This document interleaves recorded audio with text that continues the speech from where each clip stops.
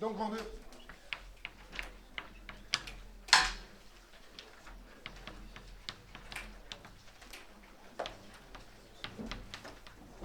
Système centré dans l'approximation de Gauss. Oui, le même Gauss, voilà, Gauss quoi. Le mec que vous verrez tout le temps, Gauss. Elles sont mes questions de cours. Voilà, je cherche ça, mais j'ai trop de papier devant moi. Eh ben, on est parti, hein. Ouais.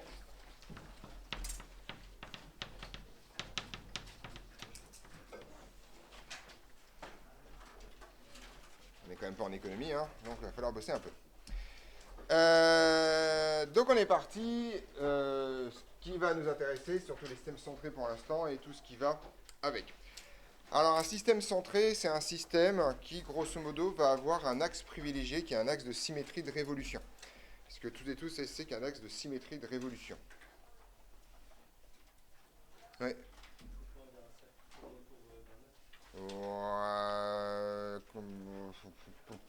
Alors déjà, une définition commence jamais par séquent. Voilà. Donc un axe de symétrie de révolution, c'est une droite, d'accord, où votre figure, autour de laquelle, plus exactement, votre figure présente une symétrie de rotation. Comme on dit, vous pouvez le faire tourner de n'importe quel angle, vous tombez dessus. Donc un cylindre, par exemple, c'est un axe de symétrie de révolution, c'est son axe cylindrique, donc effectivement, ça ressemble à une roue. Hein. Une sphère, n'importe quel rayon d'une sphère, en tout cas n'importe quelle droite, passant par le centre, est un axe de symétrie de révolution. Pour un cercle, ça marche, etc., etc. On peut étendre cette définition à partir du moment où la zone qui nous intéresse présente ça. Autrement dit, un miroir plan en tant que tel, ça n'a pas de symétrie de révolution. Par contre, si vous vous intéressez qu'il y a une zone du miroir et que vous pouvez le découper comme vous voulez, bah vous pouvez découper un cercle et vous avez un axe de symétrie de révolution. D'accord? Ou vous considérez le miroir infini, vous en foutez. Si les bords, vous en foutez, vous pouvez faire ça. D'accord? On est au clair là-dessus? Donc ça c'est une définition très formelle, on s'en fout un peu parce que ce qui va m'intéresser c'est plutôt la suite. Donc un système est dit centré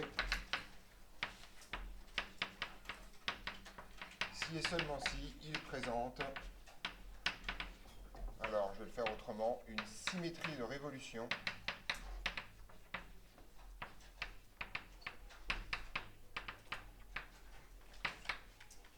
autour d'un axe. Et cet axe, il porte un nom en optique, il s'appelle l'axe optique.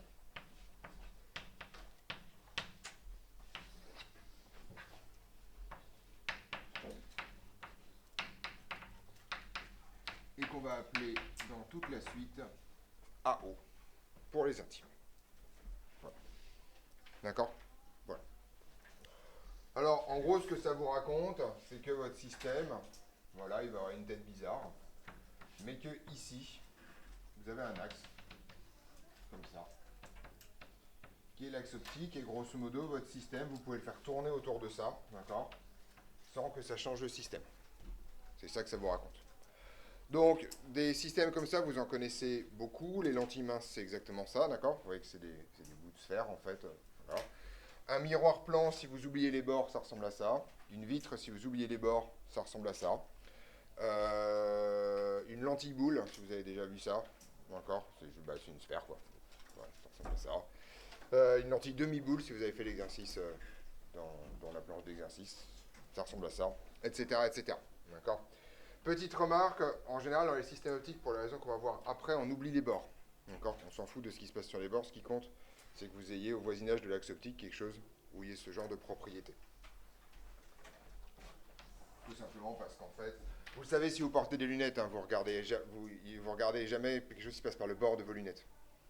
Là, c'est horrible, il se passe plein de trucs qui vont pas bien, d'accord? En général, la zone utile de vos lunettes, c'est pas du tout l'intégralité des verres.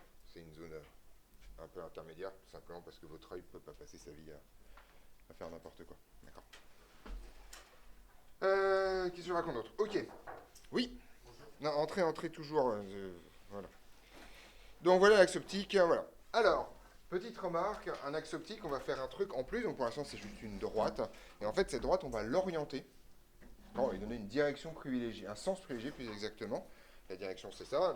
Ce sens, c'est tout simplement le sens des premiers rayons incidents sur votre axe. D'accord. Donc, grosso modo, si vos premiers rayons incidents ils sont comme ça sur votre système, eh ben, on va orienter l'axe optique grosso modo dans cette direction. Bien sûr, si les rayons ils vont comme ça, c'est à peu près par là. D'accord. Donc, ça, c'est une définition, on va dire ça, oui. L'axe optique est orienté dans le sens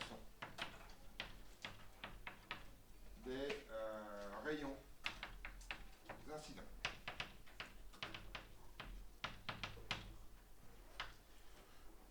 Donc, grosso modo, hein, si vous avez votre système centré comme ça avec l'axe optique, on va l'orienter en général comme ça. Donc moi je l'oriente comme ça par sens conventionnel de lecture européen, hein, je ne suis pas foufou. Et donc si j'ai mes rayons incidents qui sont comme ça, je ne sais pas, voilà, et là j'oriente l'axe optique grosso modo par là. Voilà l'orientation.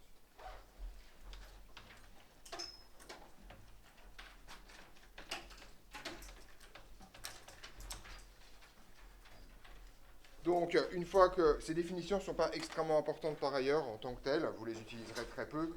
Ce dont vous devez vous souvenir, c'est que donc l'axe optique, c'est juste un axe orienté. Donc, ça ressemble à un axe OX du repère cartésien, d'accord, que vous connaissez déjà, sans aucune forme de problème. Donc, c'est un objet mathématique que vous connaissez a priori déjà. D'ailleurs, vous connaissez, et vous avez déjà vu ce genre de choses. Je ne sais pas si vous en faites ça au lycée, oui, je pense quand même qu'on va faire ça. Sinon, voilà. Et donc en fait, cette orientation va nous permettre de définir un truc qui est par contre là extrêmement important, qu'on appelle la distance algébrique. D'accord. Soit deux points, alors que je vais appeler O et A, sur l'axe optique. Alors oui, il y a une petite confusion de termes. Ne confondez pas AO avec des points qui est l'abréviation d'axe optique, parce que j'ai la flemme. Et ces points O et A n'ont rien à voir. Alors, définition. Donc, on définit la longueur, ou plutôt la distance algébrique. J'ai appelé quand même une question de cours. Longueur, ok. Ouais, je vais mettre longueur. Okay. La longueur algébrique OA, et ça se note avec une barre au-dessus. D'accord. Par, eh bien en fait, vous avez deux cas. OA peut être égal tout simplement à la distance OA, si A est en aval de O. D'accord. Et sinon, moins OA, si A est en amont de O. Tout le monde comprend les sens de aval et amont, d'accord. Aval, c'est vers le... Pour une rivière, c'est vers le bas, en tout cas, c'est dans le sens d'écoulement d'une rivière. Amont, c'est avant. Je vais faire un dessin de toute façon, pour que vous compreniez un peu les choses.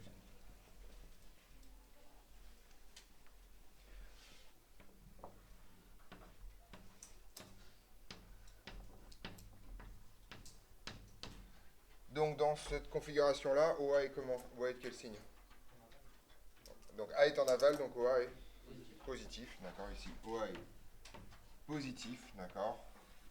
Et au contraire, dans cette configuration-là, si je mets O ici, A avant, on est dans le cas où OA est négatif. D'accord. Voilà. C'est l'opposé de la distance en tant que tel. D'accord. Oui. Là, il est positif, là, il est négatif.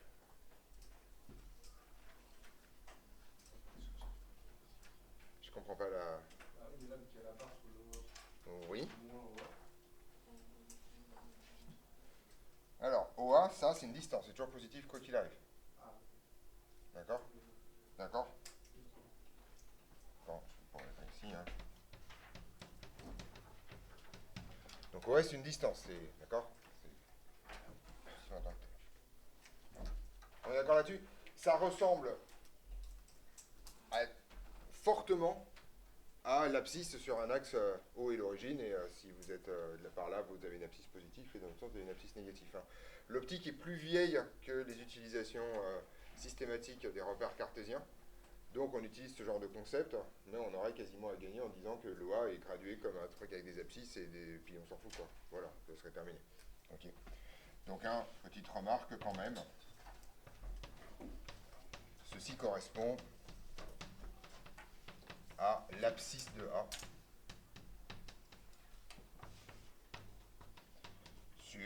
sur l'axe optique. Donc c'est vraiment littéralement la même chose. Okay. On a des relations évidentes que je vous rappelle. Elles sont tellement évidentes que je n'ai même pas fait les questions de cours sur le sujet. Tellement je m'en fous. D'accord. Donc on a... Alors, des choses triviales.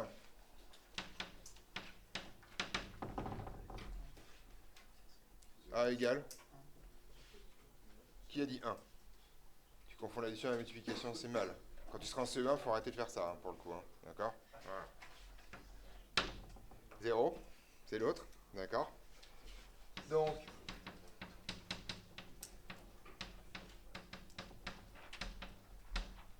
OA est égal à moins AO, pour des raisons évidentes. D'accord. Tout simplement parce que si l'un est en aval de l'autre, alors l'autre est en amont de... Enfin voilà, vous avez inversé l'ordre. Et vous avez A1, A2 plus A2, A3 qui est égal à quoi?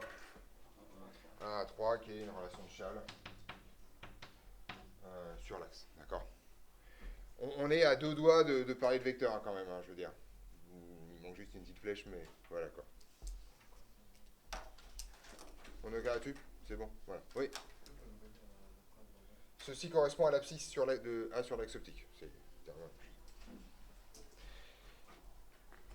Alors, petite remarque, cette définition ne concerne que les points sur l'axe optique. D'accord. Vous voyez que dans mes hypothèses de base, je suis parti de O et A sur l'axe optique. D'accord.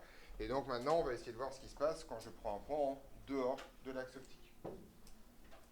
Alors, de manière générale et traditionnellement, même si ce n'est pas forcément toujours comme ça, les points sur l'axe optique sont notés A, les points en dehors de l'axe optique sont notés B.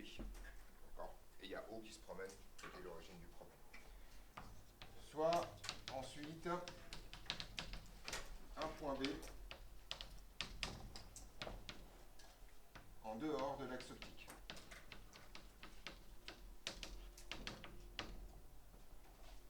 On note A sont projetés orthogonales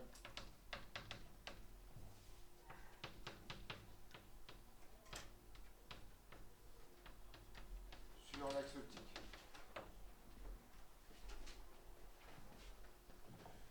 Donc en gros, c'est-à-dire que vous avez une flèche comme ça, vous avez un point B ici, et vous projetez B sur l'axe optique, d'accord, sur un point A.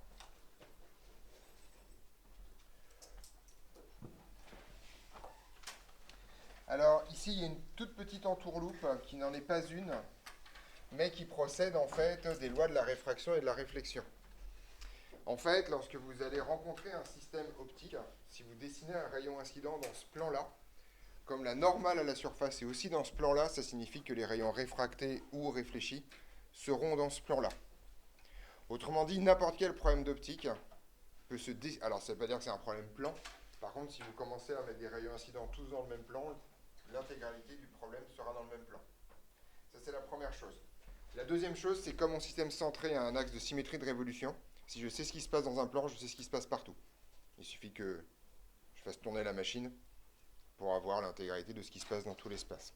Autrement dit, ça c'est un commentaire un peu annexe, mais il y a une raison, et c'est pas du tout une raison simplificatrice, il y a une raison de fond pour lesquelles en fait on peut faire des dessins et des schémas en optique toujours en 2D, et pas en 3D. D'accord. Ce qui n'est pas forcément évident au départ comme processus. Donc on est en 2D, et donc comme on est en 2D, on va décider d'une direction arbitraire dans laquelle c'est plus, et une direction dans l'autre sens, dans laquelle, enfin un sens arbitraire plus exactement, dans lequel c'est plus, et un sens dans lequel c'est moins. C'est arbitraire, faites ce que vous voulez, c'est pas très grave. Donc on décide arbitrairement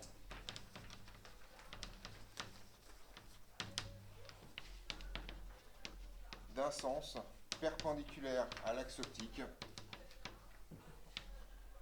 où on compte positivement les longueurs, enfin les distances plus exactement.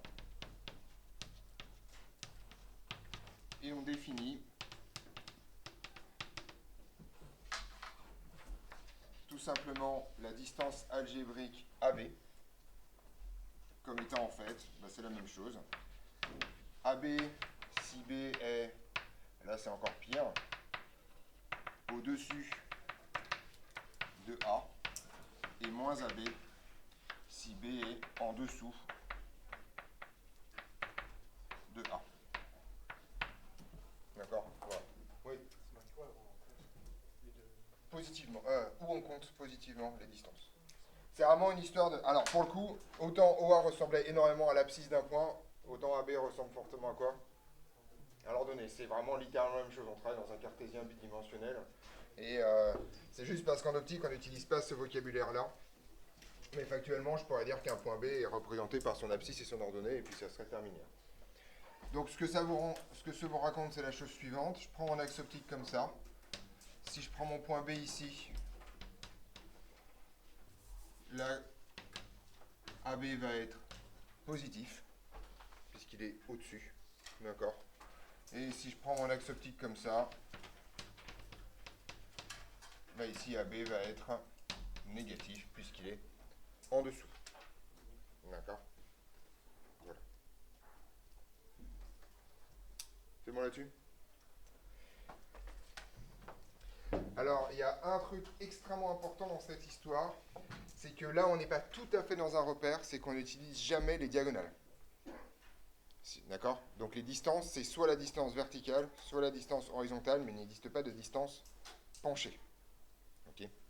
Donc ça, c'est les définitions qui vont suivre. AB, oula, c'est pas le bon vert. Mais là, pardon, j'ai des problèmes de... Il faut le vert vrai, c'est pas là. Les autres, ça va pas. C'est très hérétique. Donc première définition, AB est appelée distance de B à l'axe. D'accord. Et là où il y a un truc hyper subtil, c'est que si A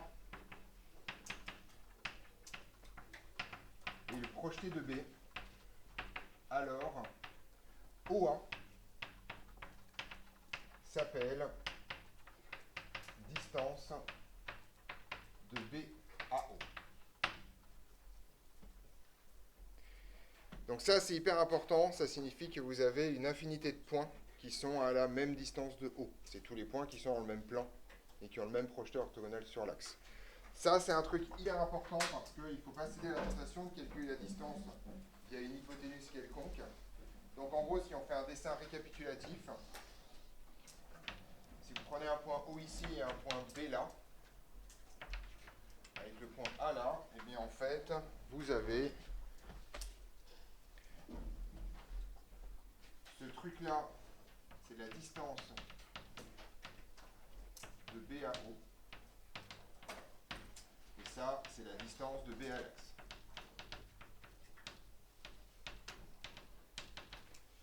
Et donc, à aucun moment, vous utilisez la diagonale. D'accord? Donc, la distance de B à O, contrairement à ce qui se passe dans un repère cartésien, ce n'est pas la distance BO. C'est la distance entre O et le plan perpendiculaire à l'axe contenant B.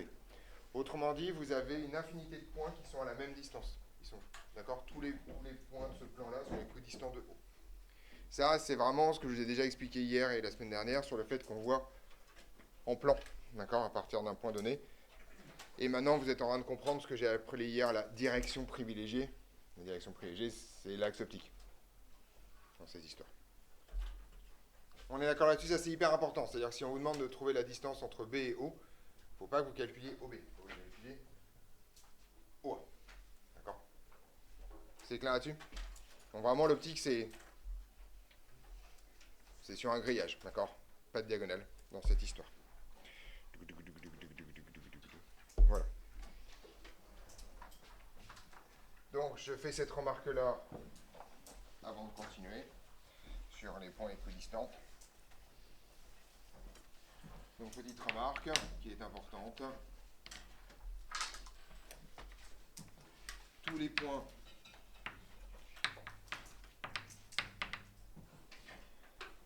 dans un plan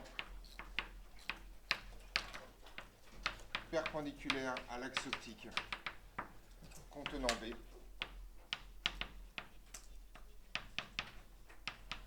sont équidistants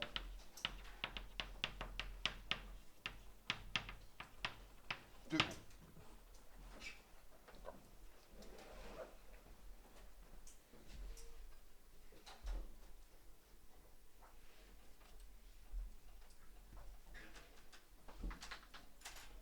On est d'accord là-dessus?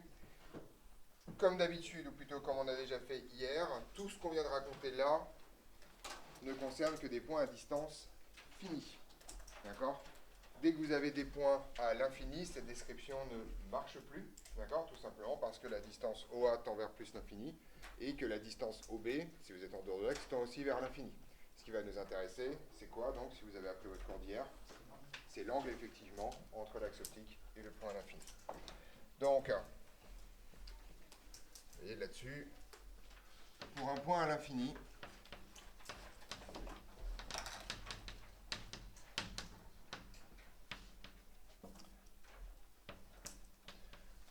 on caractérise sa position en fonction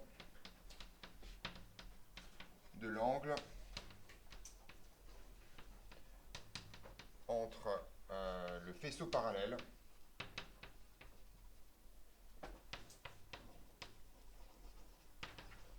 et l'axe optique. Et là, on va faire les deux cas.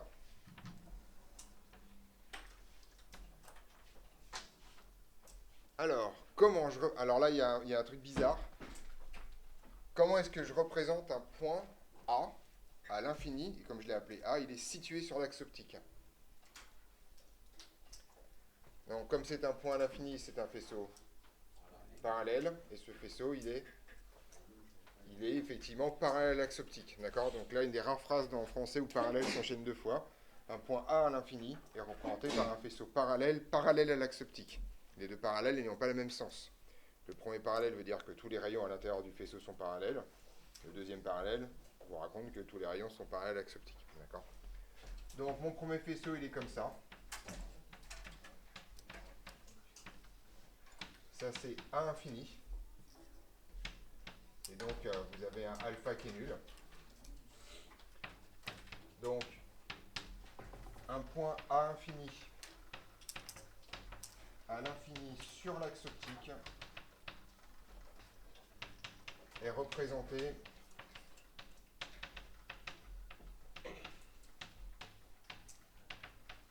par un faisceau parallèle, c'est pas un bug, hein, j'ai pas un glitch, d'accord, à l'axe optique. Donc, le mot parallèle apparaît deux fois dans cette définition. D'accord. Au contraire, si vous avez un point B infini, donc un point B en l'axe optique, je vais avoir quoi? Je vais avoir un faisceau. Toujours, il sera toujours parallèle ou pas? Parallèle, mais cette fois qui sera incliné. On dit incliné, mais c'est ça l'idée. Je t'écoute. Pourquoi vous avez dit que D est égal à 0 aussi? Alpha est égal à 0, pardon. C'est pas un D, c'est un alpha. Ça va venir juste après, parce que je vais avoir un alpha qui va popper là. Donc si je veux représenter un faisceau parallèle qui vient d'un point à l'infini, d'accord, ici c'est mon point B infini, et là je vais avoir effectivement un angle alpha, ici, qui va être positif, enfin qui va être non nul. D'accord. Ces deux dessins se parlent, d'accord. Voilà. Si B infini est en dehors de l'axe optique,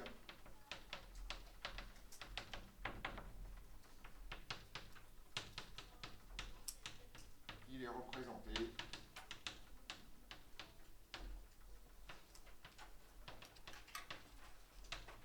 un faisceau parallèle incliné de alpha orienté. Alpha est orienté pour savoir si vous voyez un objet en haut ou en bas. D'accord, donc ça c'est important. Orienté par rapport à l'axe optique. Polarité. Si vous avez bien appris votre cours de la semaine dernière, si jamais j'ai un objet de diamètre angulaire alpha par exemple, comment je vais représenter cet objet? Oui. Oui, c'est vrai, mais je vais le représenter comment? Ouais. On prend effectivement les deux points extrêmes. Comme ces deux points sont des points à l'infini, vous allez avoir deux faisceaux parallèles. Et ces faisceaux parallèles vont être séparés d'un angle alpha qui correspondra au diamètre angulaire, qui est effectivement la distance divisée, enfin la taille divisée par la distance. CF, le dessin que j'ai fait vendredi dernier, si je ne me trompe pas. D'accord? C'est exactement le même que ici. Voilà, oui. Orienté par rapport à l'axe optique. D'accord.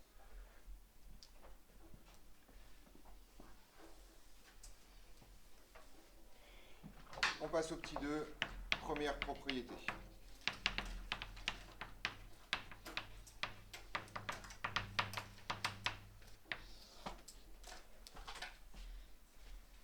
Et deux, trois trucs. Alors, on va essayer de réfléchir un peu. Ça, c'est des vrais raisonnements de physiciens et de physiciennes. Mais pour l'instant, vous êtes encore des bébés, donc vous n'avez pas l'habitude de faire ça. On va réfléchir tous et tous ensemble. Imaginons que je prenne un point. Imaginons que j'ai un système. Donc, je vais déjà faire un truc comme ça. Soit un système centré. Et je vais le supposer stigmatique.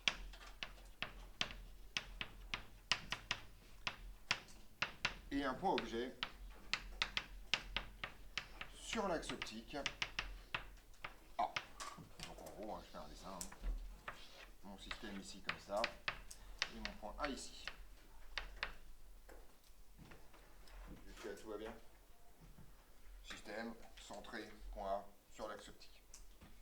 Comme mon système est stigmatique, qu'est-ce que j'ai forcément? Oui. Un point image, d'accord? Que je vais appeler A'. Ok?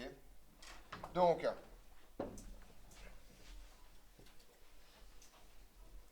on a donc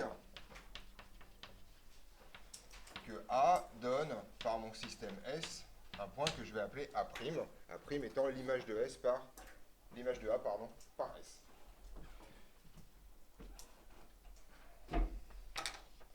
Question. Je refais mon dessin, vous n'êtes pas obligé de faire le schéma, enfin c'est juste histoire de raisonner. Est-ce que A' peut être là? Oui. Forcément qu'il soit sur la photo. Pourquoi? Parce que c'est un système stigmatique. Ça me garantit l'existence de A'. C'est-à-dire que c'est un point. Mais où est-ce qu'il est, c'est plus compliqué. Je t'écoute. Parce que le point est sur la critique, et du coup, il n'y a pas de modifié par il n'y a pas de rapport. Alors l'idée, c'est pas la propriété qui m'intéresse, mais effectivement c'est vrai. C'est-à-dire que une des idées, c'est, je la développe un peu plus pour qu'on pige, c'est que si j'ai un axe de symétrie de révolution, alors forcément ici j'ai une perpendicularisité entre les surfaces et l'axe, sinon c'est pas une... Et donc un rayon qui passerait par là serait pas dévié, et comme tous les rayons ressortent en passant par A', A' est forcément sur l'axe. J'aime bien ce raisonnement-là, c'est bien. C'est pas celui que je voulais, mais il est valide. Mais c'est pas celui que je voulais, parce qu'il y a d'autres arguments. Ouais. La distance, ça peut pas être planchée. Je vois. Vous avez dit tout à l'heure. Ouais, mais je vois pas le rapport, parce que ça pourrait être, tu vois, ça pourrait être comme ça, tu vois, c'est pas...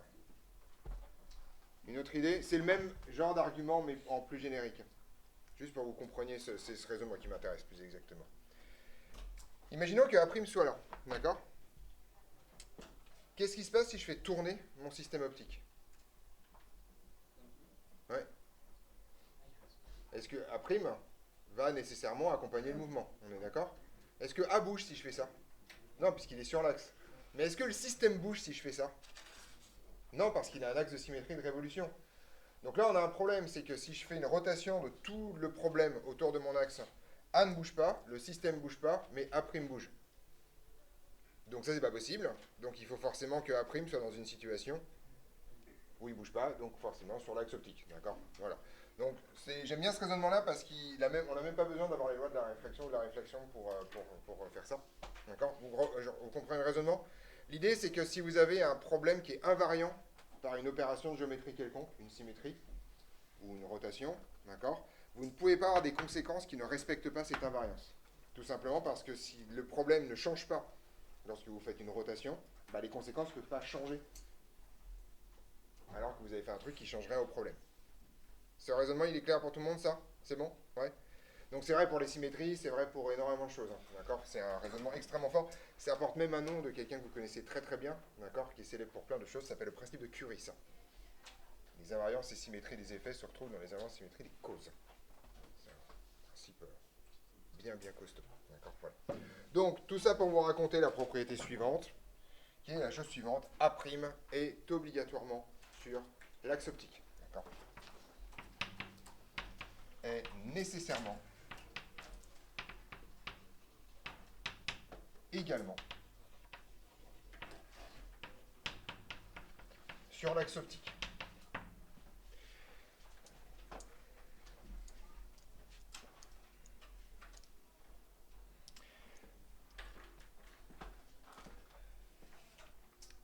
Pareil, inversement, si jamais A' se forme sur l'axe optique, est-ce que je suis sûr que A est sur l'axe optique?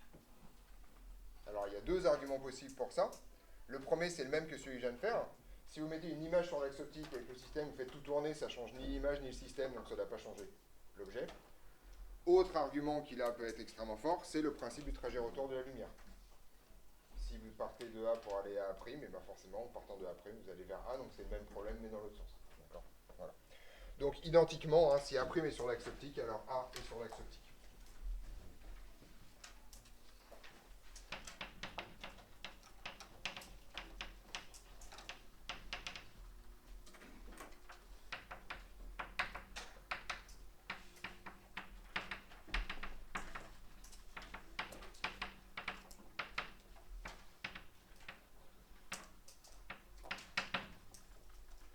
Voilà.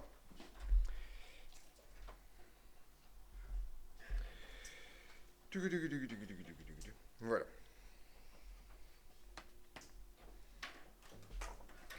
Superbe. Alors, dernier raisonnement de symétrie. Imaginons maintenant que je prenne un objet qui est dans un plan perpendiculaire à l'axe optique et que je fais l'image de cet objet par le système centré. On est d'accord que ce truc-là, si je fais tourner l'intégralité de mon système, alors l'objet va changer, mais le plan de cet objet, lui, il ne va pas changer. Donc à l'arrivée, le plan d'arrivée de mon objet ne doit pas changer non plus. Autrement dit, ça doit être plan, et en plus ce plan doit être perpendiculaire à l'axe optique.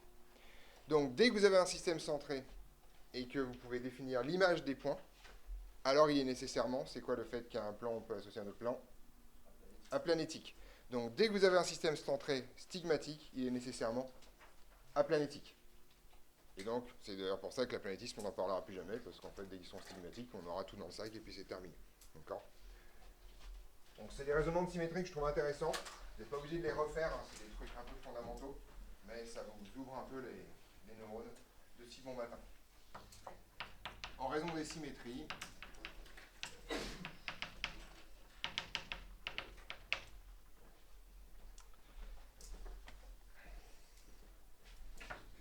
un système centré stigmatique,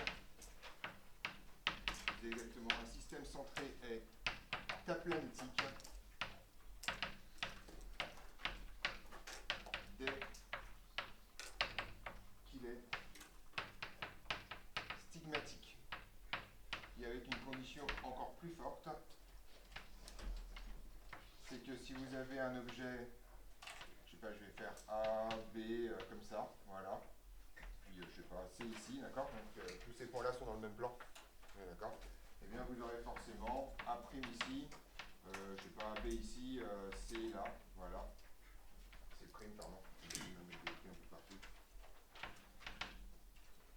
forcément dans le même plan, aussi perpendiculaire à l'axe optique, donc à chaque fois, vous avez ces deux trucs. Il y a plein d'autres trucs plus ou moins évidents, en particulier si B et C sont de part et d'autre de l'axe, alors forcément de l'autre côté, B' et C' sont aussi part et d'autre de l'axe, pour la question de pareil de rotation. En fait, le fait de pouvoir faire tourner un système autour d'un axe, ça vous donne une quantité assez considérable de propriétés fort sympathiques, tout simplement pour des raisons de symétrie. Ces dessins sont faits au pif, hein, d'accord? Il peut y se passer plein de choses dans ces histoires-là. Voilà.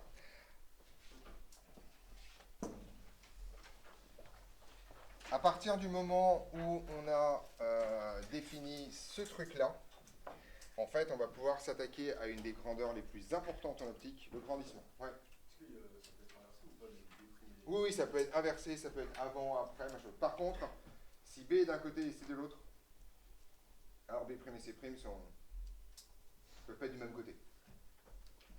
C'est-à-dire que le déprimé est forcément en haut si B il est en haut. Non, ça veut dire que, vu que B et C sont pas du même côté de l'axe, c'est-à-dire que si B' est en haut, C' est forcément en bas, et si B' en bas, C' est forcément en haut. C'est ça que ça raconte. Donc, tout ça, en fait, pour arriver à ça, on peut alors... Donc, je vais le faire directement, en fait. Soit alors, un objet AB perpendiculaire à l'axe optique avec A appartenant à l'axe optique. Je sais pas pourquoi je mets ça en verbe aussi, parce que c'est pas grave. Donc en gros, je prends un objet AB. Alors très souvent, on a tendance à représenter les objets comme ça pour dire qu'ils ont une direction, d'accord, en particulier qu'ils ne sont pas symétriques par inversion. Souvent, on le fait juste parce que quand on fait des manipulations, on aime bien avoir une orientation de l'objet et savoir si c'est retourné ou pas.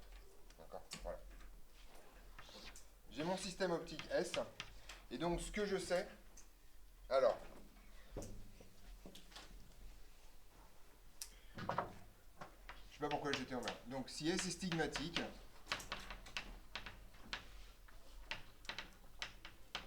alors on peut définir l'image A'B', vous êtes d'accord? Vous êtes d'accord avec ça? Tel que, en fait, le point A donne A' par votre système centré, et le point B donne B' par le système centré, et tous les points intermédiaires qui constituent l'image. D'accord? Et par aplanétisme, qu'est-ce que je peux dire de A'B' par rapport à l'axe optique?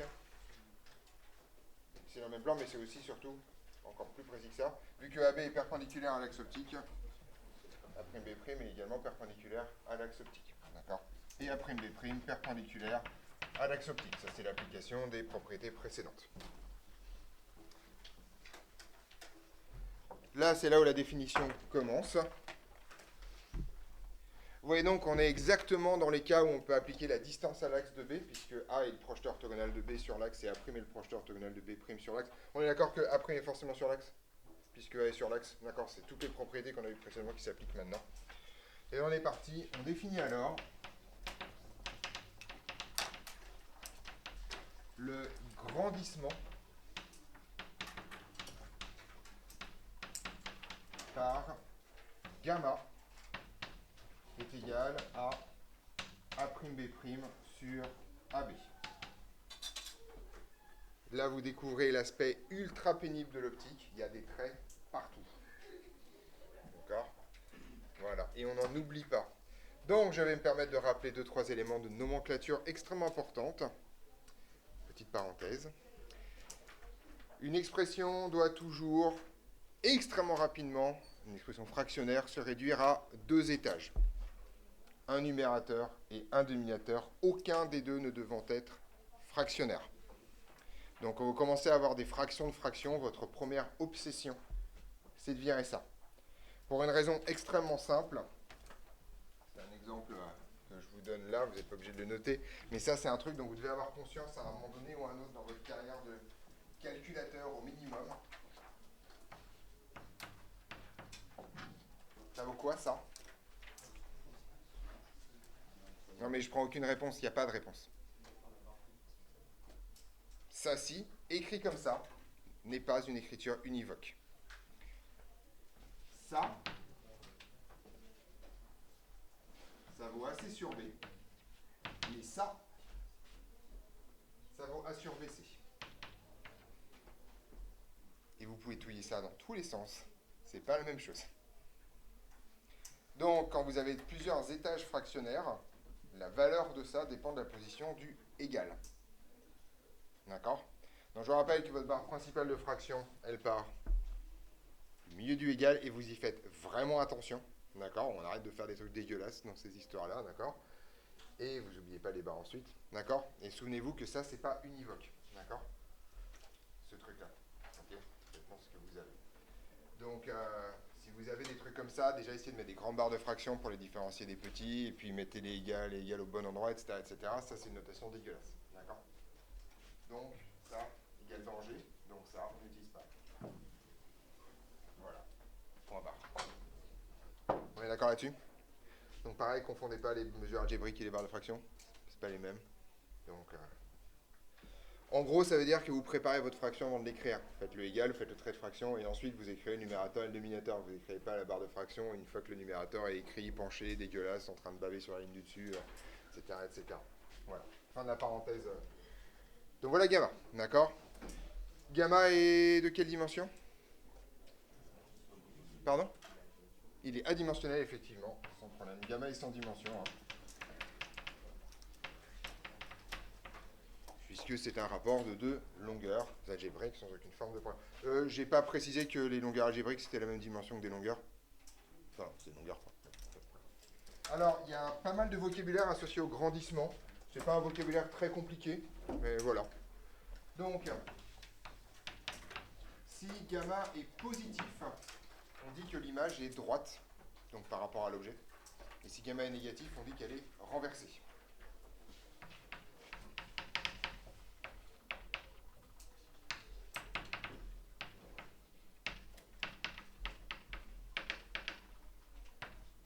Je fais un dessin à chaque fois.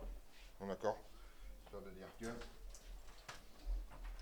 Donc ça signifie que vous avez votre objet AB ici, et que votre image, je sais pas, moi par exemple, ça va être ça. Ça, c'est ce qui se passe avec un gamma qui est positif, autrement dit, AB et A'B' sont dans le même sens. Si gamma est négatif, on dit que l'image est inversée. Donc,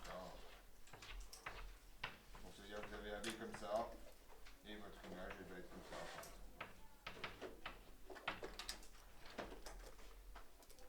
D'accord, l'image. Donc ça, c'est les considérations d'orientation, et vous avez ensuite les considérations de taille qui se font sur la valeur absolue de gamma. Si valeur absolue de gamma est plus grand que 1, on dit que l'image est agrandie. D'accord? Et sinon qu'elle est rapetissée.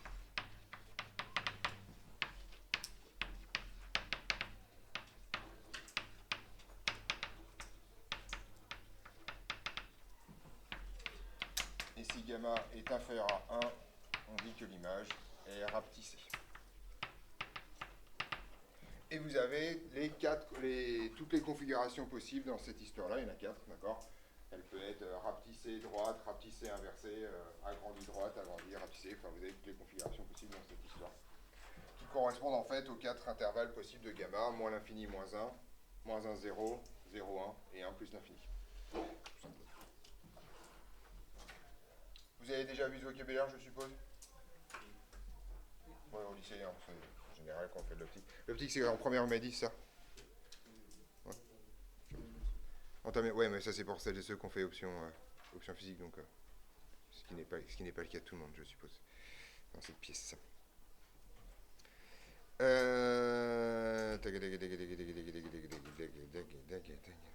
Voilà. Alors, petite remarque finale qui est extrêmement importante. Qu'est-ce qui se passe si on enchaîne les systèmes optiques? On enchaîne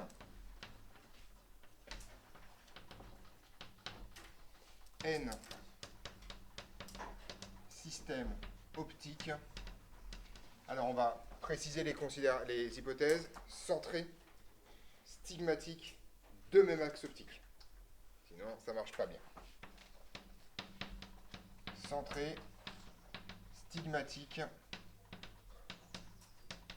de même axe optique. Alors, petite remarque, si votre système n'est pas stigmatique, vous ne pouvez pas définir gamma. Tout le monde comprend pourquoi? Parce que vous n'avez pas de A', vous n'avez pas de B', c'est terminé. Enfin, ça arrête net, sec, d'accord? Donc, je vais être extrêmement clair, le stigmatisme, c'est la base de tout. Si ça n'existe pas, vous pouvez rien faire. L'intégralité de ce cours passe à la poubelle. D'accord? D'où le fait qu'on va essayer de trouver des endroits où on peut bosser avec des systèmes stigmatiques, parce que sinon, c'est pas drôle. Donc on y va, ça va faire donc un espèce de dessin comme ça, d'accord? Donc j'ai un objet AB ici, et puis j'ai mon système S1, puis mon système S2, tac tac tac tac, jusqu'à mon système, je sais pas trop quoi, S indice N. Et puis il va se passer plein de trucs, d'accord? Vous savez en fait qu'on va pouvoir enchaîner les images, et donc en particulier je vais résumer la situation de la façon suivante. Je pars de mon point A. Je vais passer par le système S1, ça va me donner une image que je vais appeler A'1. Puis par mon système S2, ça va être A'2, etc., etc., jusqu'à tomber sur mon image A'N. On est d'accord là-dessus? Je peux faire la même chose avec les points B, d'accord, pour avoir les objets. B par S1, et je vais avoir donc B'1 par S2, B'2, etc., etc. Je passe par le dernier système, et je trouve une image finale qui est B'N. D'accord? Donc ça vous semble peut-être compliqué, mais en fait, par exemple, si vous utilisez des lunettes et votre œil, il y a déjà deux systèmes optiques, d'accord? Vos lunettes en tant que telles, l'œil ensuite, d'accord? Si vous utilisez une lunette astronomique, vous en avez deux également, hein, l'objectif et l'oculaire.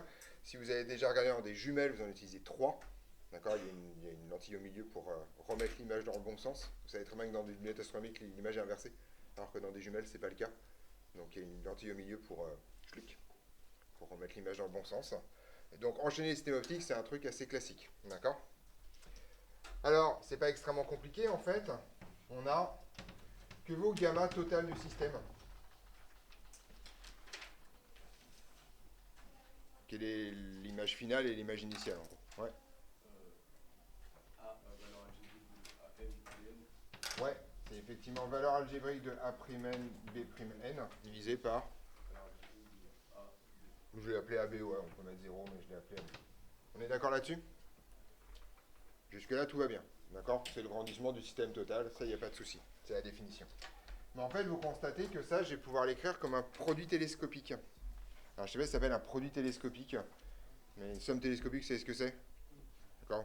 Voilà, en fait, là, ça va être la même chose, parce que ça, en fait, vous voyez que je vais pouvoir l'écrire comme A'N, B'N, sur A'N-1, B'N-1, multiplié par A'N-1, B'N-1, sur A'N-2, B'N-2, d'accord, etc., etc., jusqu'à tomber sur A'1, B1, B'1 sur AB. Oui. Une somme télescopique, c'est quand tu fais... imagine, tu fais la somme des, je sais pas moi, des 1 sur K moins 1 sur K plus 1 par exemple. Donc tu vois, ça va donner 1 moins 1,5, puis le terme d'après c'est plus 1,5 moins 1 tiers, puis après plus 1 tiers moins 1 quart, et tu vois qu'en fait il y a tout qui désingue sauf le premier et le dernier. Voilà, c'est ça qu'on appelle une somme télescopique. Vous allez voir ça avec Monsieur Lévis, c'est pas encore... je suppose que ça peut l'air d'être fait. Vous l'avez déjà vu globalement. Non, mais juste dans un exemple. Oui, voilà, mais bon, vous avez croisé ça, voilà, c'est un grand classique. Donc là, c'est la même version, sauf que c'est avec des produits. Vous voyez qu'en fait, à chaque fois, j'ai des numérateurs et des dénominateurs qui se simplifient. Ok? En mettant, en fait, des trucs intermédiaires. C'est quoi ça, en fait? ANBN sur A'N-1, B'N-1. Ouais. Grandissement de la lentille SF. C'est le grandissement. Alors, c'est pas une lentille pour l'instant, ça va venir, mais c'est le grandissement, en fait, du système N. D'accord? Et donc, en gros, ça, c'est un truc qui est intéressant. C'est qu'en fait, le grandissement introduit par n systèmes, c'est le produit des grandissements, enfin le grandissement total introduit par les n systèmes, c'est le produit des grandissements introduits par chaque système. Donc grosso modo, gamma, c'est le produit de I égale 1n des K égale 1n des gamma K. Tout bêtement. Donc en gros, même problème que ce qu'on a vu l'autre fois. En fait, il n'existe pas de problème à n lentilles. Il n'existe que n problèmes à une lentille ou à n système. Il n'existe que n problèmes à une lentille ou un système successif. Vous calculez le grandissement pour le premier système, vous oubliez le premier système, vous avez donc un nouvel objet. Vous calculez le grandissement pour le deuxième, puis vous enchaînez comme ça jusqu'à ce que mort s'en suive. D'accord. Voilà. Avec un gros mot de prudence. Gamma n'est défini que pour des objets et des images à distance finie. Donc si jamais il y a à un moment donné une de vos images intermédiaires qui est balancée à l'infini, tout s'arrête. D'accord? Attention, gamma n'est défini que pour des objets et images à distance finie.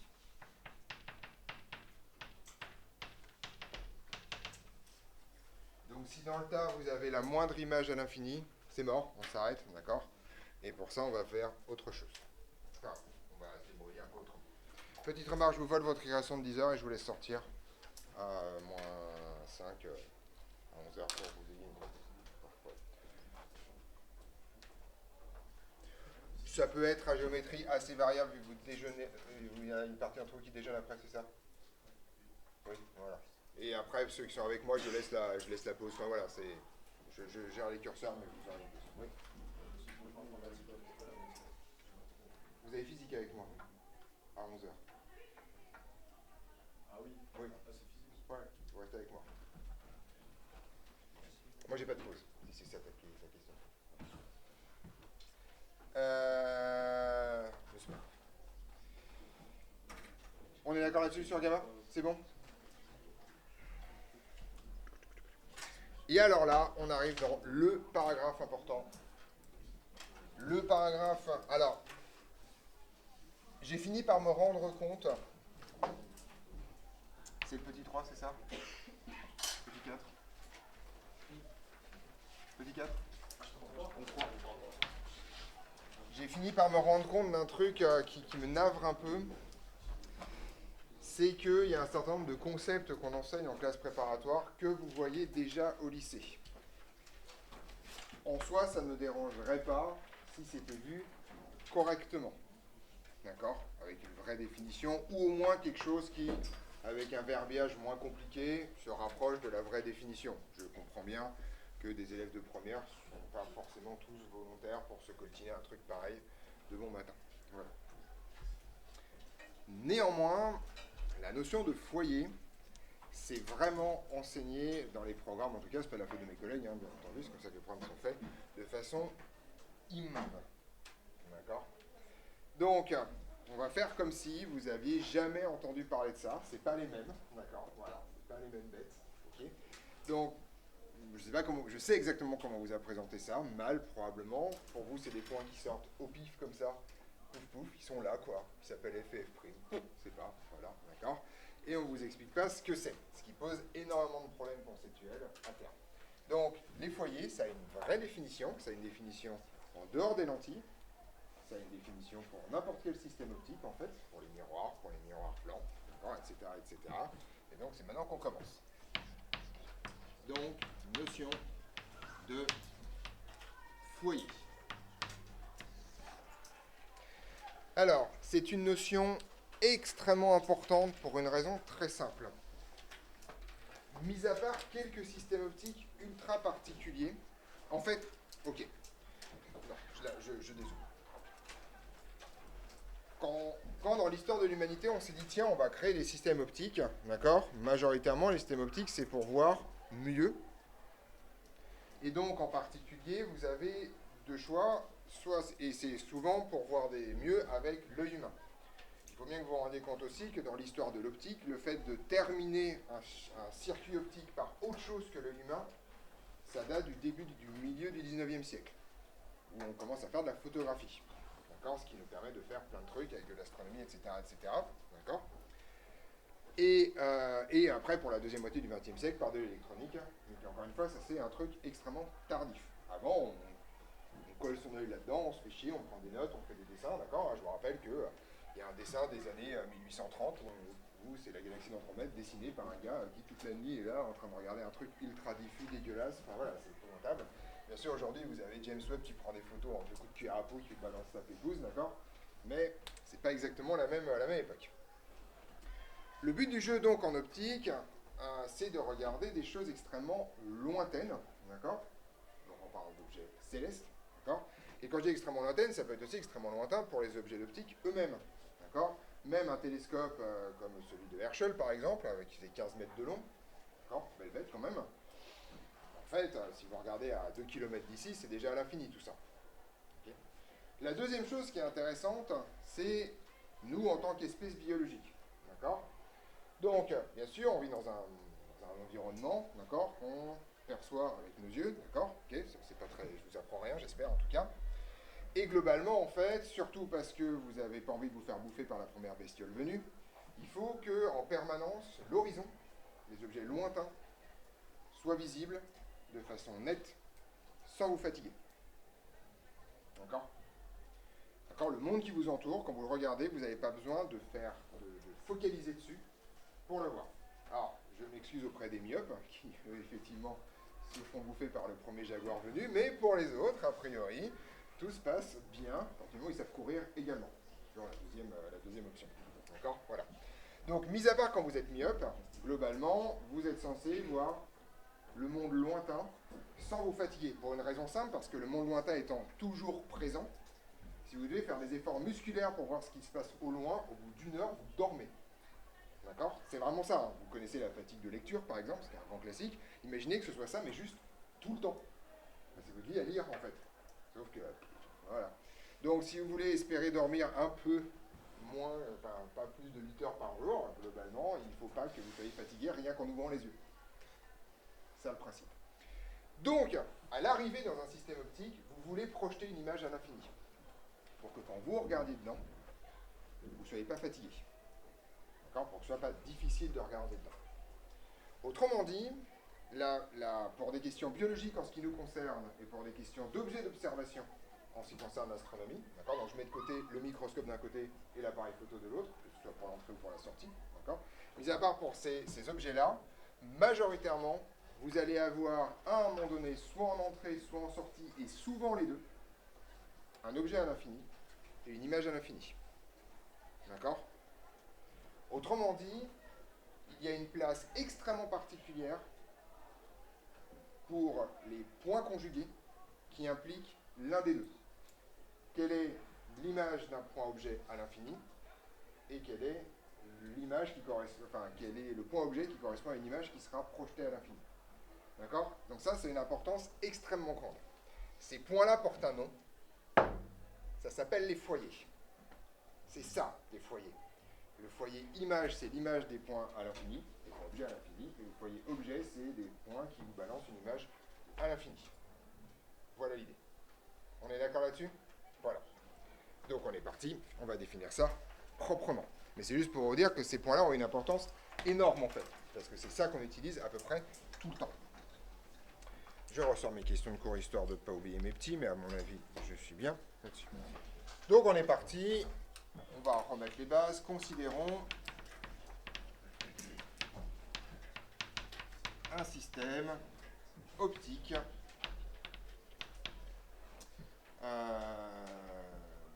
S centré stigmatique. Voilà, donc on se remet dans les bonnes configurations.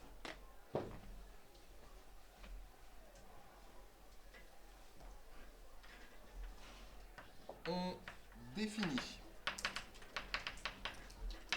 le foyer image. Alors, théoriquement, c'est le foyer image principal. Je le mets entre parenthèses parce que je vais vous parler de foyer image tout court. C'est de celui-là dont on parle. D'accord? Le foyer image principal F' de S, l'image par S d'un point à l'infini sur l'axe optique. Voilà la définition du foyer principal image. Qu'est-ce que ça a comme conséquence sur la position de f'? Il est forcément sur l'axe optique par propriété de ce qu'on a vu avant. Ça, c'est la définition version verbeuse, d'accord? Vous pouvez largement condenser cette définition de la façon suivante. Si vous avez compris toutes les notations que j'utilise depuis le début du cours,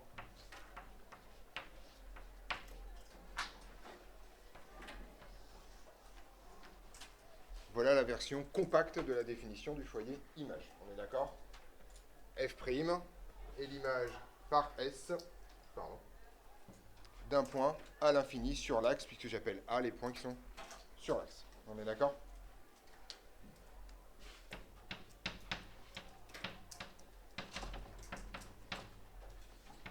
C'est une conséquence immédiate. F' appartient à l'axe optique.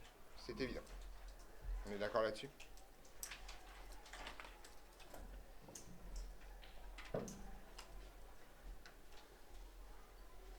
Vu que vous savez qu'il y a des foyers images et des foyers objets, vous allez pouvoir me dicter la définition du foyer objet. Oui. Tout court, voilà.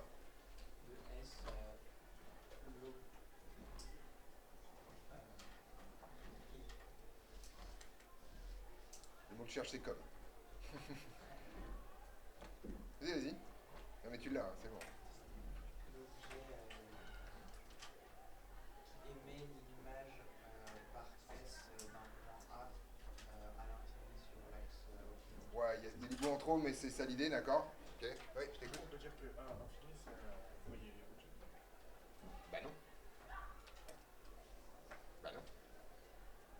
Si A infini, c'est le foyer objet, ça veut dire que le foyer image, c'est l'image du foyer objet par S. Et ça, c'est faux. À aucun moment, dans aucun univers connu, le foyer image, c'est l'image du foyer objet. Quand je vous dis que vous avez des trucs dégueulasses dans la tête, je parle de ça, parce que comme on ne vous donne pas de définition des foyers, vous inventez une définition des foyers. Comme vous l'inventez au pif, bah, la probabilité que vous tombez sur la bonne définition est quasi nulle. Ouais.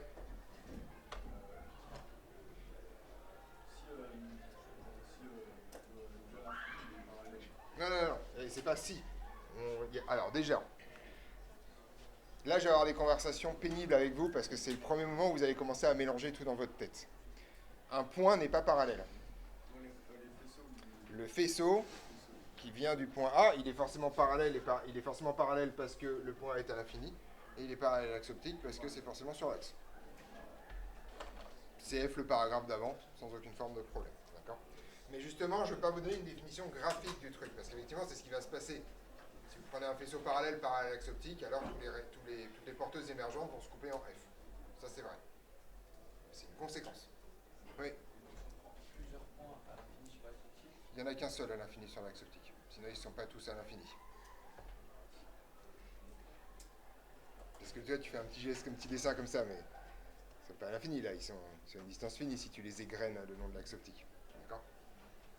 Donc, ils nous disent qu'un seul point à l'infini sur l'axe optique. Un point à l'infini se caractérise par un angle. L'angle, c'est 0. Il n'y a que ça. On est d'accord ? Donc, on est parti. Je reprends la définition de notre camarade. En la remettant un peu. Hein. On définit le foyer objet principal. Donc, toujours pareil. Hein. F de S comme le point générant une image à l'infini sur l'axe optique par S. Si vous voulez pareil résumer ça de façon synthétique, ça vous raconte la chose suivante. Si vous prenez le foyer F', alors il donne par S un point image A' sur l'axe optique à l'infini. Voilà la version compacte de cette définition. D'accord. Qu'est-ce que j'ai fait? F. Pardon, je te remercie. Je t'écoute. Justement pas encore. Et justement, non. Alors, non parce que je ne peux pas dessiner un point à l'infini. Si je vais pouvoir le faire, mais je veux que ce soit cette définition-là qui reste pour l'instant. D'accord? Pas avec des rayons, justement. Ok. Oui, je t'écoute. Le principal dans la définition. Parce qu'il y a des foyers secondaires. Ça arrive. Je ferai un schéma à la fin, promis. Mais pour l'instant, ce qui m'intéresse, c'est que ce soit cette définition-là qui reste, d'accord? Pas la définition avec un dessin. Ok. Vraiment, je vais vous raisonner en termes de points.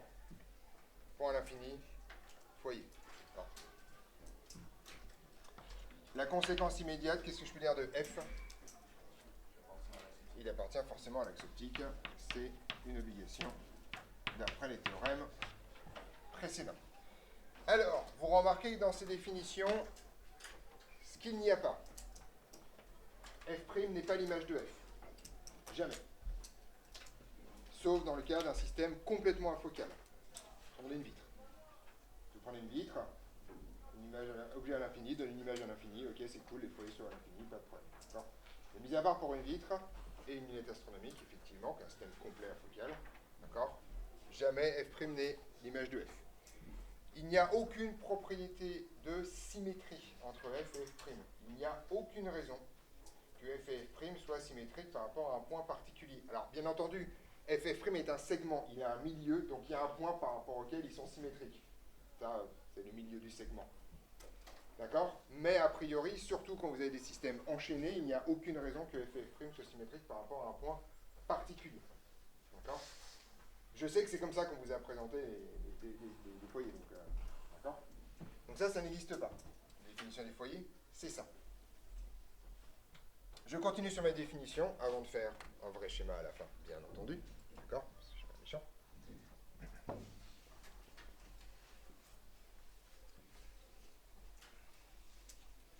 Donc ensuite, on va définir les foyers secondaires, les foyers images secondaires, comme étant les images de tous les points à l'infini en dehors de l'axe optique. Vous en avez une infinité, puisque vous avez une infinité de valeurs de l'angle. D'accord? Et ça va vous donner les foyers images secondaires et les foyers objets secondaires. Donc on est parti.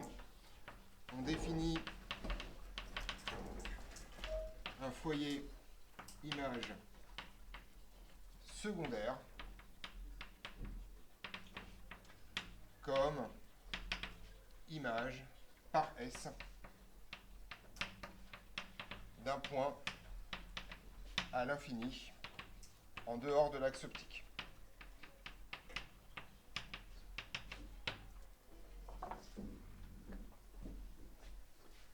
Et on va, donc ils n'ont pas de notation spécifique, d'accord? F' et F ont une notation spécifique, les autres, il y en a une infinité, il y en a plein. On va regarder un peu ce que ça donne. Et on définit un foyer objet secondaire comme un point générant par S une image à l'infini en dehors de l'axe optique.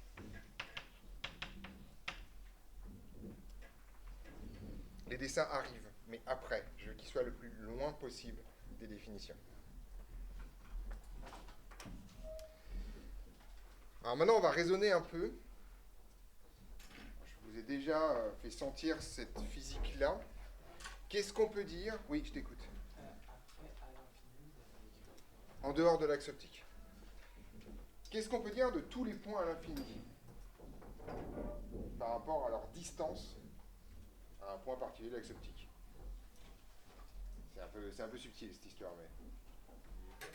Effectivement, ils sont tous à la même distance. Autrement dit, tous les points à l'infini, c'est un peu difficile à se représenter, mais en fait, sont tous coplanaires dans un plan qui serait projeté à l'infini. D'accord? On va appeler ça le plan infini, si vous voulez. D'accord? Ça raconte quoi sur tous les foyers images? Non. Ouais. Ils sont effectivement coplanaires, d'accord? Et dans un plan qui va être comment? Perpendiculaire à l'axe optique, et qui va donc contenir également le point f'. Tout simplement parce qu'f' est aussi une image d'un point à l'infini. D'accord qu'f' c'est l'image d'un point à l'infini. C'est la définition de f'. C'est bon. Donc en gros, en fait, il s'avère que tous les foyers images sont dans un plan perpendiculaire à l'axe optique. Donc quand je dis tous les foyers images, c'est tous les foyers images, le principal et les secondaires. Tous les foyers images, en fait, sont tous coplanaires dans un plan perpendiculaire à l'axe optique, et ce plan porte un nom, s'appelle le plan focal image. Voilà, concept que vous avez peut-être déjà croisé. Oui. Chaque appareil, du coup, il y a des foyers. Alors, vous avez stigmatique, déjà, stigmatique, obligatoire, sinon, terminé. Si tu acceptes le fait qu'un foyer peut être à l'infini, la réponse est oui. Pour une vide, par exemple, le foyer est à l'infini. Parce que l'image d'un point à l'infini, c'est le symétrique, donc il est à l'infini également. Voilà, c'est tout. En général, on dit qu'il n'y a pas de foyer dans ce cas-là, on dit que c'est afocal, mais bon, c'est... Ok. On est parti. Donc, première propriété, paraplanétisme. Tous les foyers sont coplanaires. Tous les foyers objets. Voilà, j'ai commencé par les images. Tous les foyers images sont coplanaires dans un plan perpendiculaire à l'axe optique, et ce plan est appelé plan focal image. Donc là, je commence à faire un dessin. D'accord? Grosso modo, vous avez votre système là. Ici, vous avez par exemple votre point f'. Et ici, vous avez un plan perpendiculaire qui est le plan focal image.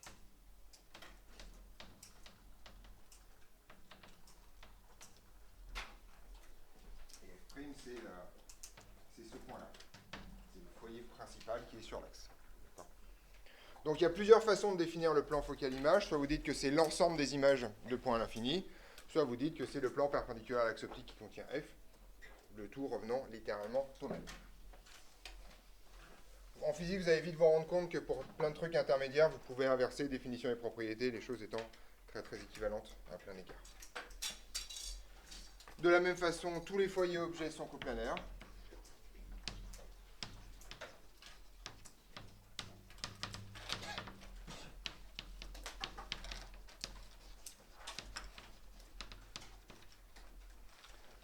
Dans un plan perpendiculaire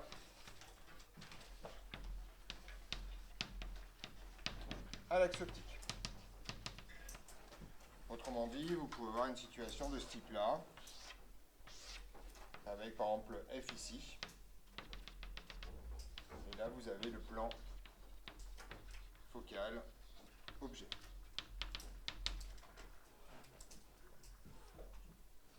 Ces deux plans n'ont aucune raison d'être symétriques par rapport au système.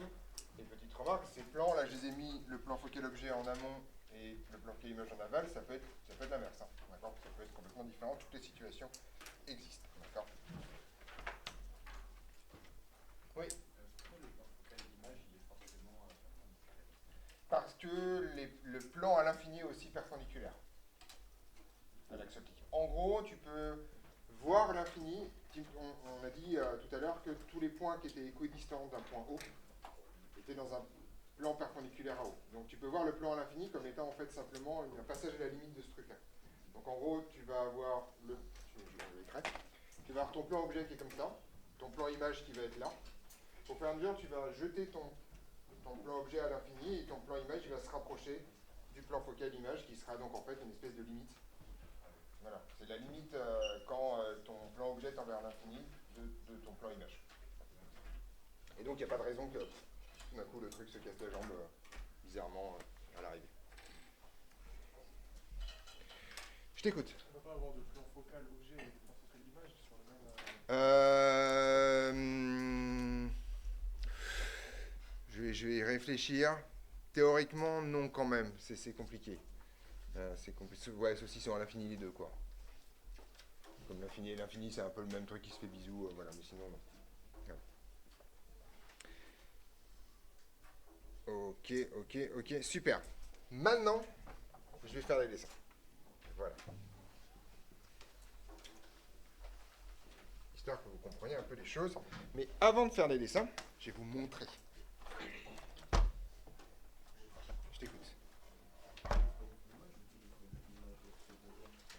En fait, c'est la même chose parce que le foyer image est... Enfin, oh non, c'est tout, il faut image tout court, puisque le foyer image principal est dans le même plan que les foyers images secondaires. C'est ce que j'ai dessiné ici.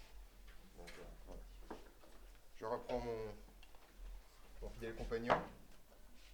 Si je ne le branche pas, ça risque pas de marcher. Voilà, je vais éteindre ici. Voilà, vous voyez bien le faisceau. Ceci représente un objet à l'infini. D'accord? Tout simplement parce que c'est un faisceau parallèle. Et je vais prendre un magnifique système centré. Voilà, comme ça. En fait, même avant... Ouais, on va faire un truc ça.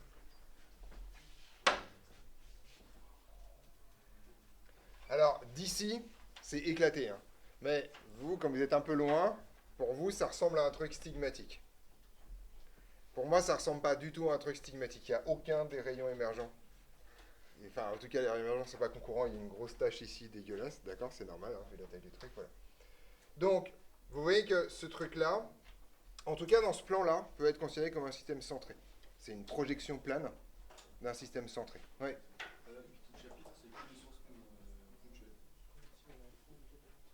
ponctuelles. Disons que comme un objet peut être constitué d'une infinité de sources ponctuelles, mais là, quand on parle de grandissement, c'est un objet pour le coup. Donc non, on fait les deux là. On est d'accord? Vous avez donc un point objet. C'est un point objet parce que les rayons sont incidents sur... Je fais de la révision en même temps, hein, d'accord?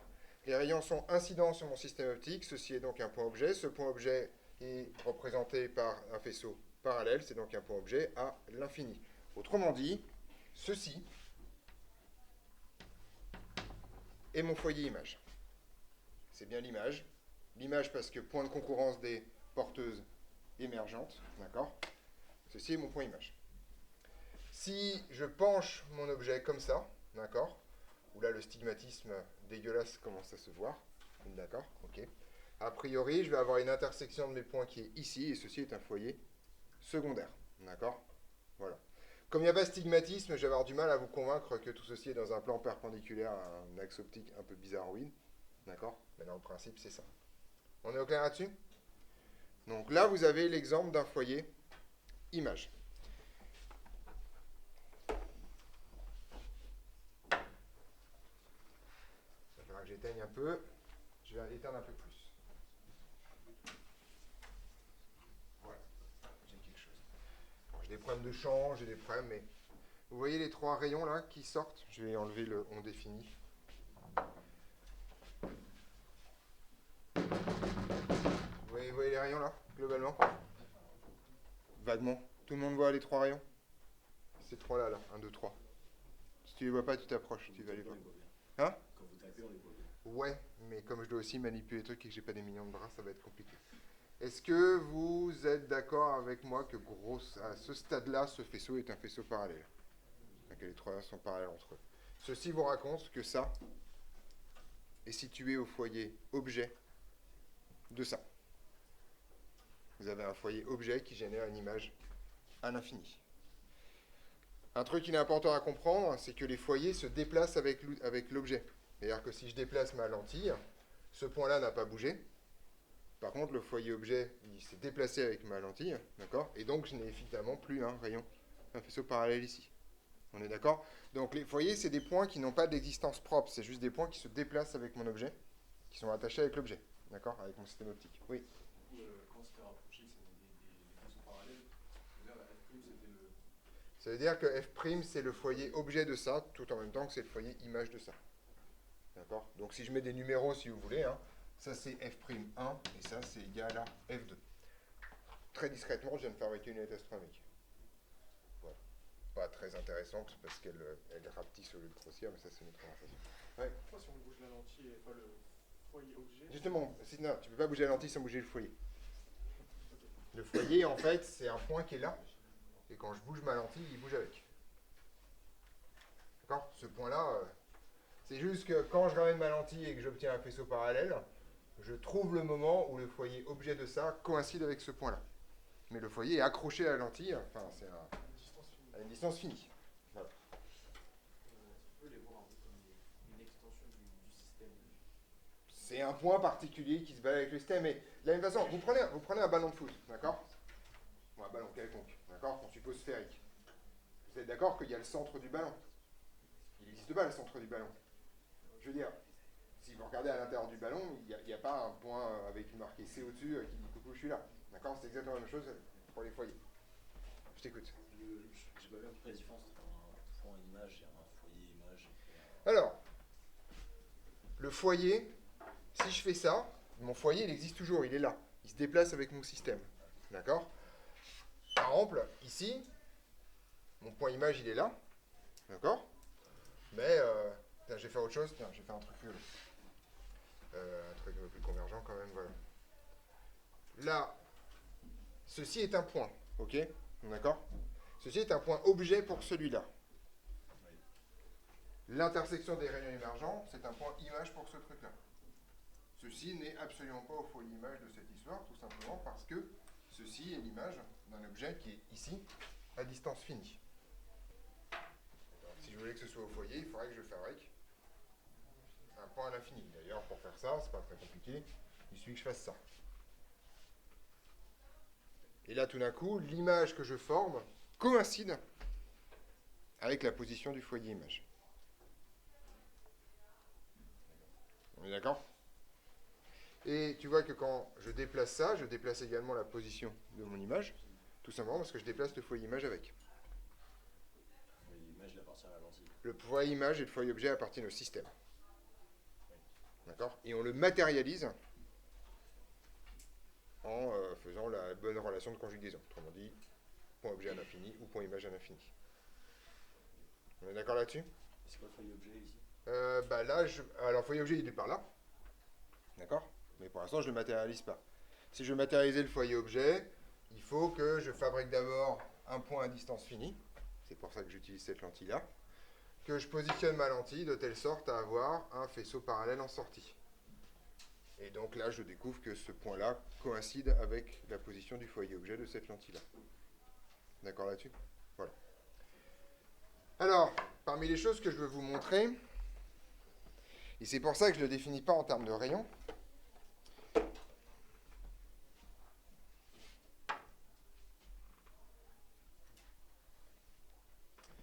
on est d'accord que j'ai pris cette lentille-là, que j'ai toujours un objet à l'infini, puisque c'est un faisceau parallèle, d'accord? Sur l'axe optique, bon, on va gauche, enfin voilà, ce qu'on peut, quoi. Et vous voyez que derrière, j'ai un faisceau divergent. Les porteuses de ce faisceau divergent se coupent bien quelque part. Mais les rayons, eux, ne se coupent pas. D'accord? Ça vous raconte que le foyer image, il est quelque part par là. Il faudrait que je prenne une règle et que je fasse les prolongations, les porteuses. Et à l'intersection, j'aurai le foyer image. Donc le foyer image, vous ne le matérialisez pas forcément par une intersection de rayons. Il peut aussi venir d'une intersection de porteuses. Ouais. C'est pas un foyer image virtuel? C'est un foyer. Alors l'image est virtuelle. Et effectivement, c'est un foyer. Le foyer image est comme ça. Voilà. Le caractère virtuel, c'est vraiment quand on utilise un objet. Toute la discussion qu'on est en train d'avoir là, c'est pour que les choses soient claires sur le fait que votre foyer image et votre foyer objet se déplacent avec votre objet. Donc il n'a pas de nature réelle ou virtuelle. Il est juste là, il se promène, c'est un point artificiel, un point fictif. Et que par contre, si je fais ça, effectivement, l'image qui va se former sur le foyer image, elle est virtuelle. On n'a pas encore vu les concepts de réel et virtuel, mais c'est ça. On n'a pas vu encore. Voilà. Mais c'est exactement ça l'idée. Si c'est que les porteuses qui se coupent, c'est virtuel. Si c'est les rayons qui se coupent, c'est réel. On est au clair là-dessus, sur ces histoires-là? Et donc, après, vous avez un peu tout vu, en fait. Et petite remarque, je vais faire maintenant un dernier truc. Oui, je t'écoute. Du coup, avec cette lentille divergente, le foyer objet, Alors, le foyer objet, bon, on va le fabriquer, c'est pareil. Je prends un point là. Je suis pas sûr que j'y ai. Je vais prendre ça. Pour avoir de la place. Je pas sûr. J'ai des doutes sur le fait que j'ai la place. Je vais regarder. Est-ce que j'ai assez de place? Non, j'ai pas assez de place. En gros, il me faudrait un point objet ici. Tu vois que là, plus je recule. Donc voilà. Donc là, j'ai fabriqué un point. On est d'accord. Non, pardon. Là, j'ai fabriqué un point. Et j'interpose ma lentille ici. Et en fait, alors, je vais vraiment le dessiner le point pour voir où il est. Il est ici. On est d'accord que mon point là, il est là. Mon point image. Et ce point image là va servir de point objet. Alors ça, c'est ultra important comme truc. Ok? Si je mets ma lentille ici, ce point-là, le point en blanc là, c'est un point objet pour la lentille, pour celle-là. Pourquoi? Parce que c'est bien des rayons incidents sur la lentille, et l'intersection des porteuses est bien en ce point-là. On est d'accord? Donc ce truc-là est un point objet, et le point image, il est juste là. Vous voyez que si je recule la lentille, on sent que ça va bien se passer, mais malheureusement, j'ai un problème de place. Je ne peux pas aller plus loin que la lentille ici, donc il me faudrait une lentille convergente, beaucoup moins convergente pour réussir à fabriquer ça. Ah, si, j'en ai une, tiens. Je vais voir si je peux y arriver. Oui, je l'ai. Alors, je refais. Donc, je fabrique mon point ici, on est d'accord? Que j'ai fabriqué un point ici. Je mets ça là, et je recule ma lentille jusqu'à ce que j'ai un faisceau parallèle. Bon, on est content là, à la louche. Voilà la position. En fait, plutôt cette distance-là me donne la position de mon foyer objet pour ma lentille divergente. C'est une lentille divergente. D'accord? Donc mon foyer objet, il est là-bas. Et tout à l'heure, on a vu que le foyer image était de l'autre côté. On est clair là-dessus? Ça déjà, c'est niveau 2 hein, quand même. Les trucs virtuels, les machins et tout. Mais ça, c'est vraiment, si vous apprenez vos définitions et que vous les comprenez bien, c'est ultra clair, mais c'est pas simple, cette histoire. Oui, je t'écoute. Donc c'est foyer objet parce que si on fait les porteuses des rayons. C'est le foyer objet parce que... Ok, je la refais. Vraiment, c'est ultra important, on va tout décomposer. S'il y a le moindre truc dans ce que je raconte, le moindre pixel qui n'est pas limpide, vous m'arrêtez, on revient. Parce que ça, c'est vraiment la discussion bascule sur le chapitre pour vous. Moi, ça va. Première étape, ceci est un point. D'accord? Parce que c'est le point d'intersection de tous ces rayons-là. Petite remarque, c'est le point image de cette lentille par ailleurs, mais ça, on s'en fout un peu. Si j'interpose ma lentille divergente ici, d'accord, ces rayons-là n'ont pas été changés. Donc, leur porteuse se coupe toujours en ce point-là. C'est bon? Ces rayons-là sont des rayons incidents pour cette lentille. Ce point-là, qui est donc à l'intersection de porteuses incidentes, est donc par définition un point objet pour ma lentille. D'accord? Donc ça, je vais l'appeler A, tranquillement. Ensuite, mes rayons se coupent, là pour l'instant, ici. Avec les yeux de la foi, je peux dire que c'est un point. Grosse fois quand même. D'accord?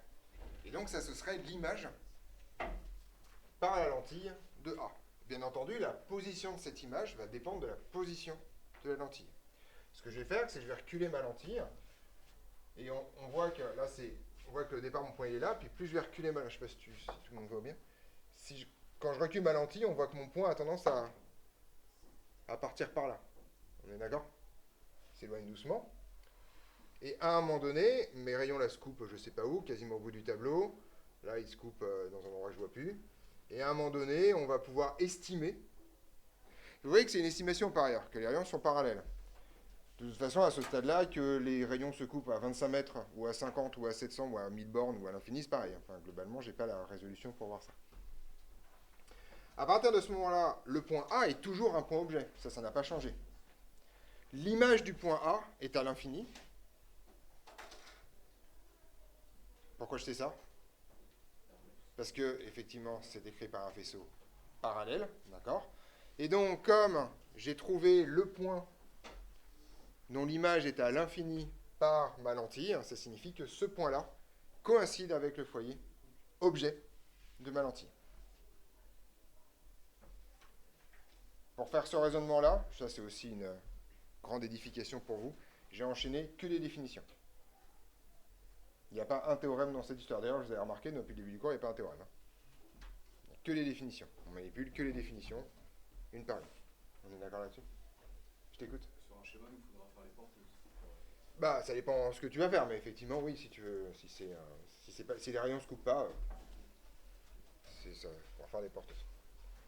On est au clair là-dessus, sur ce truc-là, d'accord? Vous avez dit, c'est bon. Le point image de A, il est à l'infini. Tout à fait. Et donc, vous avez dit par là-bas, mais il n'y a pas vraiment de... Effectivement, il n'y a pas de là-bas, c'est là-bas ou là-bas, c'est le même infini. Tout simplement parce que des droites parallèles, si j'estime qu'elles se coupent quelque part, là, monsieur Lévy est en train de mourir une fois, elles peuvent se couper en plus l'infini ou moins l'infini, 2 fois. Ce qui arrive à peu près au même 3 fois. Voilà. Voilà. J'ai une poupée vaudou de monsieur Lévy, mais pour le soigner en fait le soir, c'est dans l'autre sens. En fait, voilà, c'est juste pour l'histoire. D'accord, c'est ça l'idée. Effectivement, tu n'as aucune idée une fois que tu as un faisceau parallèle, ou si ça se coupe là-bas ou ça se coupe là-bas. Je dis là-bas parce que je vois bien que mon image elle est là, et qu'au fur et à mesure que je recule, bah ça va là-bas, donc j'ai tendance à dire là-bas. Mais effectivement, tu as tout compris, si je fais ça, tout d'un coup, pouf. Et là, vous voyez la continuité en fait. Mon image, elle est partie par là, elle est allée là-bas, et pouf, elle a repopé de l'autre côté, et elle revient dans l'autre sens. Vous êtes d'accord que là, c'est un faisceau divergent, enfin, grosso modo, que ça se coupe là. Donc quand je dis qu'en optique, les deux infinis sont les mêmes, c'est ça dont je parle. C'est-à-dire que vous projetez une image à fond là-bas, et une fois qu'elle a atteint là-bas, pouf, elle revient de l'autre côté. De façon continue. Ça boucle, quoi. Mais bon, ça a l'air mystique comme ça, parce qu'on parle de nom, mais si vous prenez de droite, vous faites, ok, elle se coupe comme ça, puis d'un coup, elle se coupe de l'autre côté. Enfin, il n'y a rien de... Enfin, c'est pas waouh, quoi. Je veux dire, globalement, c'est pas un truc foufou, quoi. On est d'accord là-dessus? Et comme on définit un point par intersection de droite, bah... Si tu fais ça, puis ça, bah, ton point, il va repartir de l'autre côté, quoi. C'est une bascule. Oui. Et donc, quand on arrive aux droites enfin, les rayons qui sont divergents, Divergent comme ça. oui, c'est un prime du coup qui arrive à gauche. À prime est là-bas, ouais. À prime étant d'amont, ouais. Très très proche, on peut avoir un... Tu pourras pas dépasser une certaine truc. Après, voilà, il y a des règles. Enfin, après, on va faire des calculs, on va faire des choses comme ça. Il y a des contraintes. En gros, en fonction de la position de l'objet, tu as des zones possibles sur la position de l'image. Vous allez devoir connaître ça par cœur pour les lentilles convergentes. Mais c'est tout. On est d'accord là-dessus? Vous voyez comment ça fonctionne, ces histoires de foyers. Donc, souvenez-vous en particulier que là, je matérialise les foyers en choisissant soit un objet à l'infini, soit en fabriquant une image à l'infini, mais que mes foyers, eux, ne disparaissent pas de mon système une fois que j'enlève la lumière. Ils sont toujours là. D'accord? Dans cette histoire. De la même façon que le centre d'une sphère est toujours au centre de la sphère, même s'il n'y a pas un petit point marqué C dessus. Ok? Voilà. Dernière chose que je voulais faire. Voilà. Je me disais bien qu'il y avait un petit bug. Déjà, je change tout ce bordel pendant que je cherche. Et ce qui m'intéresse, c'est de sortir ce truc-là. Ceci est une vitre. Une lame à face parallèle. D'accord?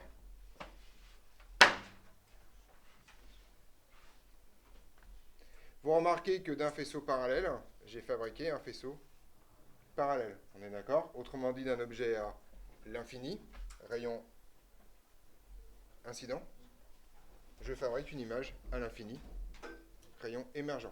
Ce genre de système-là, ça porte un nom, ça s'appelle un système afocal.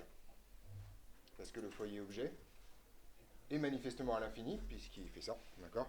Et là, par symétrie, dès que vous avez un système afocal, enfin voilà, c'est dans les deux sens. Si vous faites revenir la lumière dans l'autre sens, vous voyez que ça va faire de l'infini à l'infini, donc ça marche très très bien aussi. En grosso modo, ça c'est un système afocal. Une vitre, en tant que telle, est un système afocal. Si les bords sont bien droits, d'accord? On peut également jouer avec des trucs qui ne marchent pas bien. Voilà. Alors non, un prisme c'est quasi afocal, c'est sympa, oui, ça rigole. D'accord, ça marche bien, des choses comme ça. Dès que vous avez des trucs plats, en général, ça se passe plutôt bien. Là par contre, c'est pas un système centré. Définir un axe optique, là, il faut quand même se lever tôt, vu que les deux interfaces sont pas parallèles, etc., etc. D'accord? Donc globalement, c'est majoritairement des problématiques de trucs tordus. Petite remarque pour celles et ceux qui ont fait l'exercice sur la lentille demi-boule. Alors là, même avec les yeux de la foi, vous voyez que c'est pas stigmatique. D'accord? Là, vous voyez toutes et tous que les rayons se coupent pas du tout au même endroit. Enfin voilà, c'est complètement dégueulasse, d'accord? Ça vient du fait que vous avez un angle d'attaque ici qui est beaucoup trop important. D'accord? Et donc vous n'allez pas voir ça, c'est ce qu'on va voir dans la suite avec les conditions de Gauss. Ok. Donc là, ici, dans cette configuration-là, je ne peux pas définir de foyer. Tout simplement parce que je ne peux pas définir de point image, vu que c'est une gigantesque tâche image dans cette histoire-là. Ça, c'est un sous-texte hyper important. Si on vous parle dans un énoncé de foyer, de distance focale, de n'importe quoi qui a rapport avec un foyer, ça signifie qu'on suppose que le système est stigmatique. Sinon, comme je vous l'ai dit tout à l'heure, tout se casse la gueule. D'accord? Il faut qu'il y ait une image associée à un objet. On est d'accord? On continue? On est reparti. Donc je vais refaire des dessins là-dessus pour quand même satisfaire la demande de votre camarade. D'accord? Et puis on va continuer. Et je rallume bien entendu, sinon c'est pas drôle.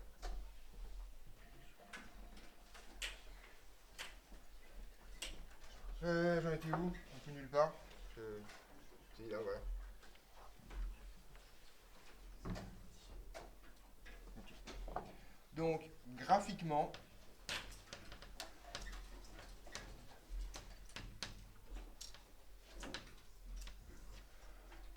on a donc les choses suivantes. Alors, je vais faire un peu tout sur le même dessin.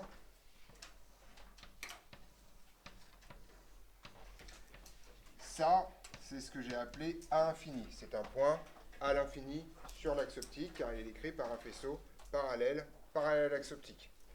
Ce que je sais, c'est que les rayons émergents correspondant à ce faisceau-là vont se couper sur l'axe optique et que le point de concurrence, ça va être F'. Pour l'instant, je vais faire le cas simple. Et donc ça, c'est mon point F'. C'est mon point, mon foyer image principale. Je vais y arriver. Ensuite,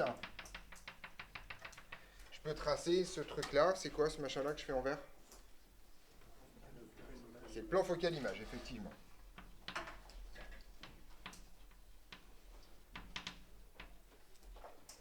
Et ce que je sais, c'est que donc si je prends...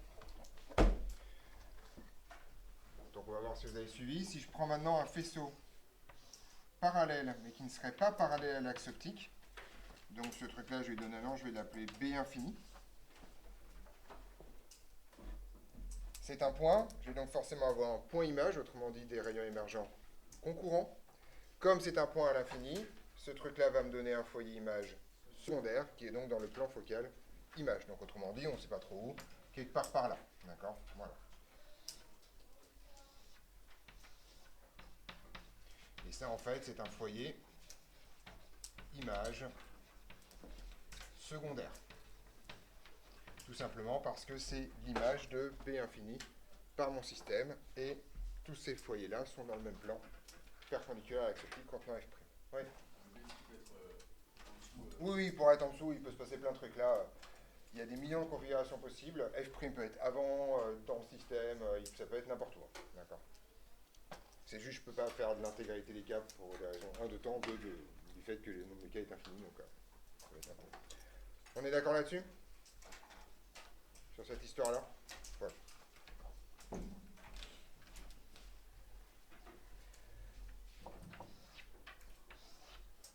Je peux refaire la même, mais dans l'autre sens. Je décide que mon foyer objet F est ici. D'accord? Donc ceci, c'est quoi? Ce truc-là, là? C'est mon plan focal objet.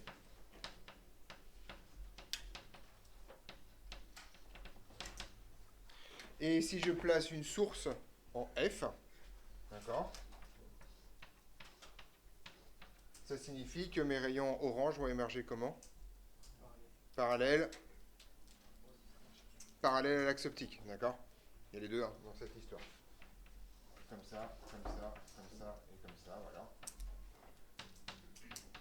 Donc ça, ce sera à prime infini, c'est-à-dire une image à l'infini sur l'axe optique. Et de la même façon, si je prends un point ici comme ça, je vais avoir des rayons qui vont émerger, on ne sait pas trop, bah je vais les faire comme ça. Voilà.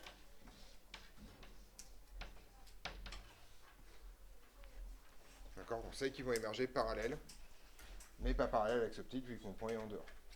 On est d'accord? Voilà.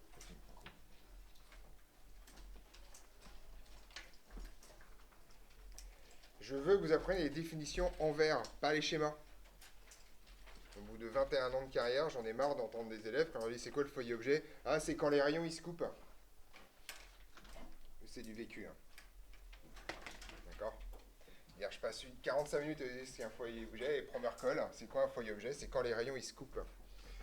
Voilà, ça s'appelle la potence. Ils sont parallèles en même temps. Les bleus sont parallèles, oui, oui, ça se voit pas là. Si tu critiques mes talents de dessinateur, t'es plutôt légitime en fait, il n'y a pas de problème. Hein. Voilà. Donc voilà, mais c'est censé être pareil en tout cas. Voilà. Vous comprenez aussi l'intérêt d'apprendre les définitions et pas mes schémas dégueulasses quoi. Parce que ça peut être un peu limite quoi dans cette histoire.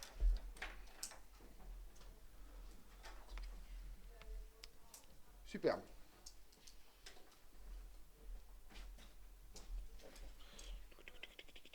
Parfait. Petit 5, c'est ça? Ah, on passe au petit 4 là. Oui, je peux faire ça.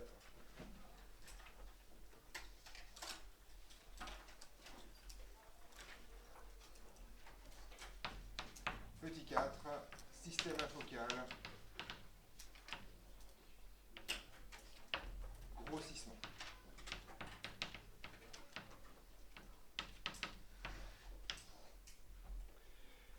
Alors, les systèmes afocaux sont des systèmes extrêmement importants, tout simplement parce que c'est des systèmes qui vont générer d'un objet à l'infini une image à l'infini. Quand vous regardez dans des jumelles, vous utilisez un système afocal. Quand vous regardez dans des lunettes astronomiques, vous utilisez un système afocal, un télescope, grosso modo tout ce qui vous sert à regarder de loin et que vous regardez à travers. D'accord? Oui. C'est pas correct de dire qu'un système afocal, c'est un système où les rayons incidents ressortent parallèles. Tous les rayons incidents, tous sans exception. Voilà, donc si c'est incorrect. Voilà. Si tu veux le caractériser en tant que rayon, tu veux dire que système afocal, c'est un système qui transforme un faisceau parallèle en un autre faisceau parallèle. Ça, je prends. Voilà. D'accord? Ce qui va revenir même que la définition là. D'accord? Donc,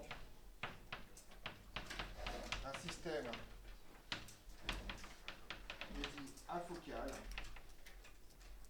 si et seulement si il génère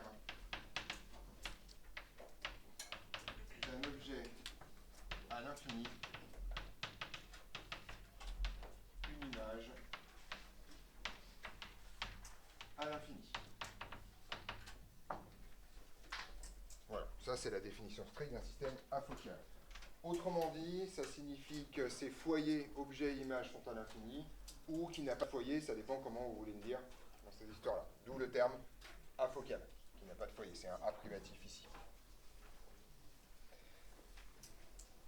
Si vous voulez résumer ça de façon très efficace, ça signifie que si vous prenez un point A infini comme ça, par S afocal, vous donnez un prime infini. Voilà, c'est ça le résumé de cette histoire.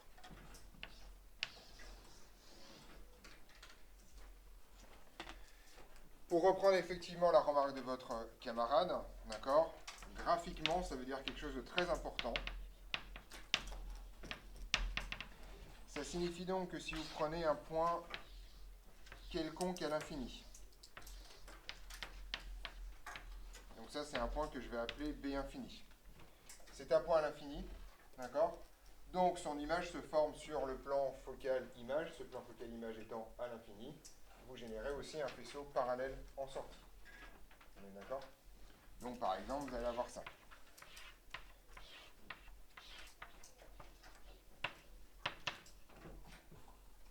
C'est ça que ça vous raconte un système focal. Je t'écoute. Est-ce qu'il y a aussi la optique ou pas? J'étais en train de me dire qu'il fallait que je le mette à un moment donné ou à un autre. Voilà. On est d'accord là-dessus? Vous avez donc un objet à l'infini et vous générez une image à l'infini. Oui, je t'écoute. Il ressort par l'axe optique. Littéralement, un système afocal ne...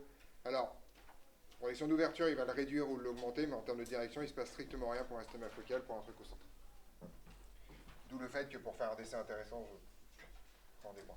De manière très générale, vous allez vous rendre compte que faire des calculs sur l'axe, c'est plus simple. Faire des dessins sur l'axe, c'est tout nul. Parce que tous les rayons, grosso modo, sont un peu les mêmes. Petite remarque. comme on l'a vu précédemment, un objet à l'infini est caractérisé par l'angle qu'il fait avec l'axe optique. Ce truc-là, on l'appelle alpha, d'accord? Et je peux faire littéralement la même chose avec le faisceau sortant et définir ici un angle alpha prime. Petite remarque, vous avez aussi le droit de définir alpha prime comme ça. C'est la convention qu'on a eue du fait que l'infini là-bas et l'infini là-bas, c'est à peu près le même. D'accord? Donc globalement, il n'y a pas de souci dans cette histoire. On est d'accord? À partir de... Donc, vous voyez que ici, je peux parler de grandissement, tout simplement, parce que la taille de l'objet AB, c'est l'infini, en fait. D'accord? L'objet est à l'infini, il a une taille infinie, et le ratio des deux fait un angle. D'accord? Petite remarque, il n'existe aucun objet à l'infini en tant que tel. Mais tout se passe comme si j'avais un objet qui était à une grande distance avec une grande taille, et que je fais tendre les deux vers l'infini tout en conservant l'angle alpha ou l'angle alpha prime. Une fois que vous avez ça, vous pouvez définir donc une autre grandeur. Le grandissement est inutilisable ici. D'accord? Et la grandeur qui va nous intéresser ici, ce qu'on appelle le grossissement, qui est le rapport entre l'angle de sortie et l'angle d'entrée. Petite remarque, le grossissement ne s'applique qu'à des systèmes afocaux. Parce qu'il faut qu'il y ait un angle d'entrée et un angle de sortie. Si vous avez un truc entre les deux, vous n'aurez pas soit l'un soit l'autre qui va manquer.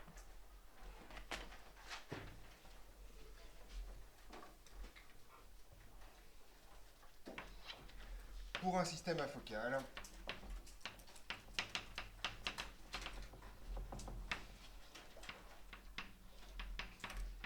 on définit le grossissement par G est égal à alpha prime sur alpha.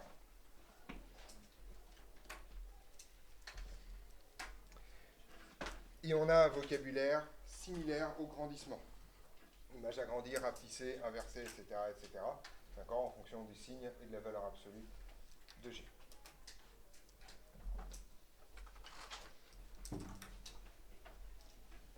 Là, je vais aller plus vite que tout à l'heure. C'est pas la peine de faire toute la liste. Vous êtes quand même intelligent. Remarque. On a pour G un vocabulaire similaire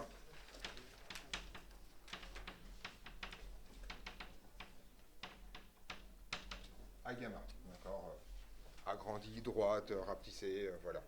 Parfois on dit grossi plutôt que agrandi, mais bon, on n'est pas à ça près, quoi. Ouais. Un grossissement, c'est les rayons qui viennent de l'infini qui repartent.